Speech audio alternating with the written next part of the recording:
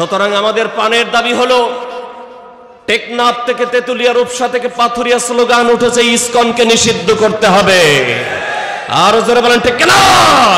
নইলে দেশের আলেম সমাজ এবং ইসলাম পন্থীরা যেই কোনো কঠোর কর্মসূচি যদি দেয়, জীবন দিয়ে হলেও আমরা সেটা বাস্তবায়ন করব ইনশাআল্লাহ।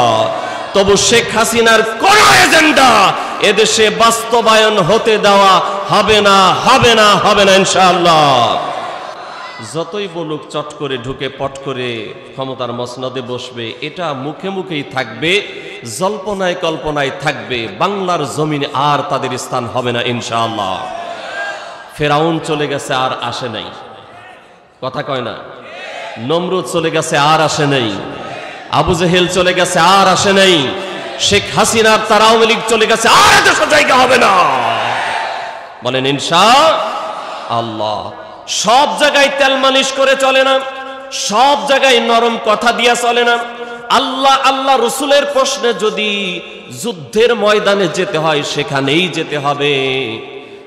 যদি ওলামায়ে কেরাম এবং ইসলামী দলগুলো আমাদেরকে ডাক দেয়, আল্লাহর দ্বীনের জন্য ময়দানে যেতে আমরা রাজি আছি না নেই? এই যে নতুন করে আওয়ামী একটা এজেন্ডা নিয়ে ময়দানে এসেছে, তার নাম হলো ইসকন। কি জোরে বলেন, সবাই বলেন, আছে না নেই? আওয়ামী লীগ আসলো একবার আনসার লীগ হইয়া, কি লীগ হইয়া? আনসার লীগ হয়ে আসছে। এরপরে আসলো গার্মেন্টস শ্রমিক লীগ হইয়া, কথা বলেন।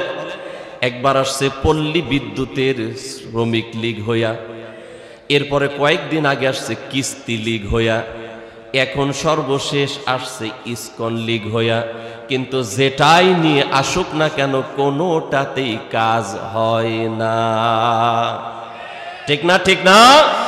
এই যে ইসকন আসছে, মূলত এই ইসকন তারা বলে আমরা হিন্দুদের অধিকার প্রতিষ্ঠা করতে চাই। আমার দিকে তাকান, আসলে এরা হিন্দুদের বা ভিন্ন কোনো ধর্মাবলম্বীদের অধিকার আদায় করতে আসে নাই।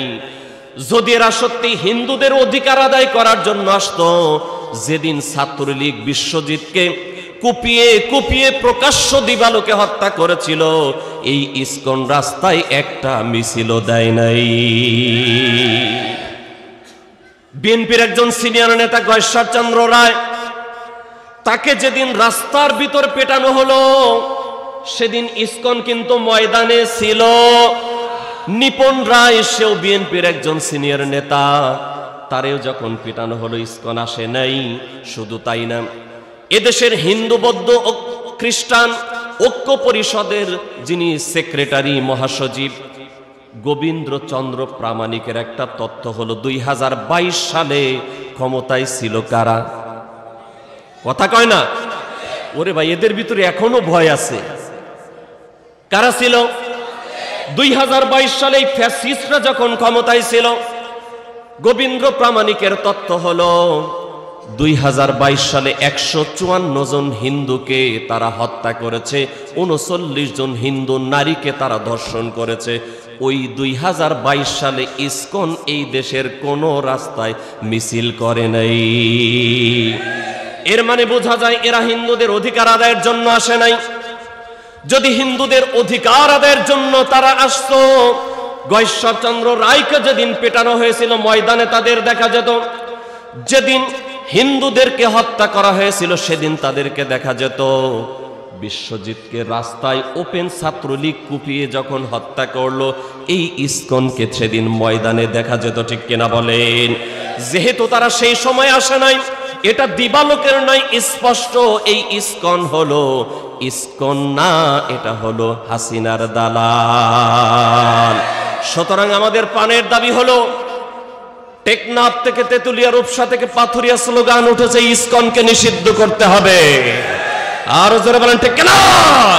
নইলে দেশের আলেম সমাজ এবং ইসলাম পন্থীরা যেই কোনো কঠোর কর্মসূচি যদি দেয়, জীবন দিয়ে হলেও আমরা সেটা বাস্তবায়ন করব ইনশাআল্লাহ।